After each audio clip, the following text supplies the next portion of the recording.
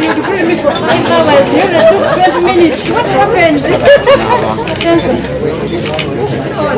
happened to you?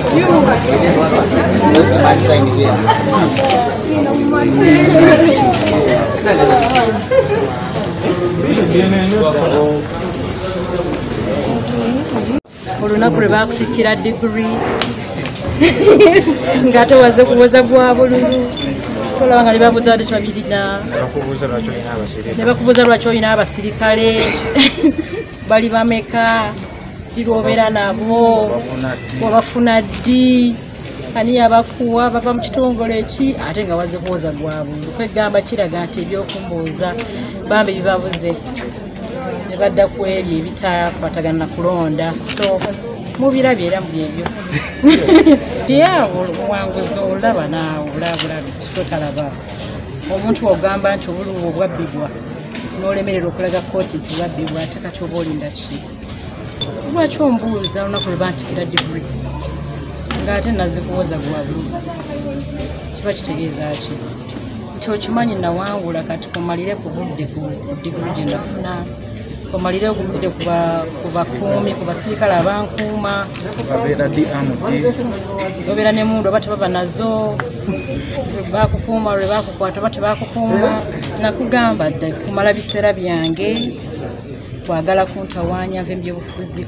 kunnemesa kukola kuntamya kuweereza ne bamafiya benwanyisa tebasobola kundeka mirembe client wange abadde mwetegefu bulungi okujja okuddamu ebibuuzo era nga bwe kibeera nti akatali kabbe kubanga yakabisi eyabba naye bamuwabira bajja okukakasa kooti nti ate baali bamubba nakolaki ne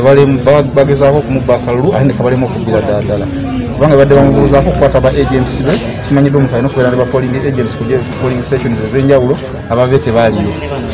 kimanyiddwa bulungi nti police stations boogerako ezafudiyala from polling stations ezimu ezaaliyo era nga noli mabega bemwakiraba obulwe baali bagezaako okukyusa baali bakyusa bwe nga bwe bakendeeza babalala nga bali mu kweyongeza kigamba kyongeddeho kutuyamba buyambi okukakasa nti akalulu akake yakafuna yadde ne bakakwatamu naye era nasigala nga akawanguzi era tulina essuubi nti kooti ejja kutunula mu nsonga zino zonna ezitobojole bulungi nnyo etuwa ensala eneeba esaanidde mu mbeera eyo.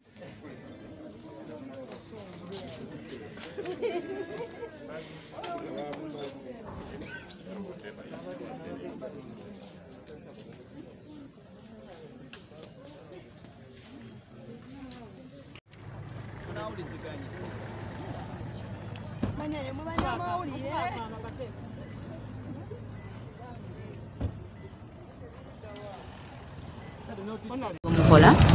olunaku lwa leero balooya baffe babadde bakulosa-examininga abawawaabirwa Dasina Ntaba n'akakiiko k'ebyokulonda nga bwe mwakimanya nti omulundi guli gwali gwaffe so December babadde bakulosa-examininga the respondents, the first and the second respondent era tukkiriza nti bakoze omulimu omulungi era mwe mubadde mubalaba nga babuuzibwa nga bali ebigambo byabwe nga baddamu bye batayogedde omulimu gukolebwa bulungi era tusuubira ekisinga obulungi beewadde obudde kubanga oluvannyuma lw'okumaliriza okuwulira emisango saawa eyo tekitegeeza nti basobola otutuula awo ne bagamba ti kati omusango guwunzise bwe guti balooya babawadde obudde babawadde email address kwe balina oteeka byonna ebyetaagisa okulaba nga omulamuzi akola judgment ennungi era ffe katubawa obudde bwe batuwadde tujja kudda nga 22 tuwulire ensala y'omulamuzi.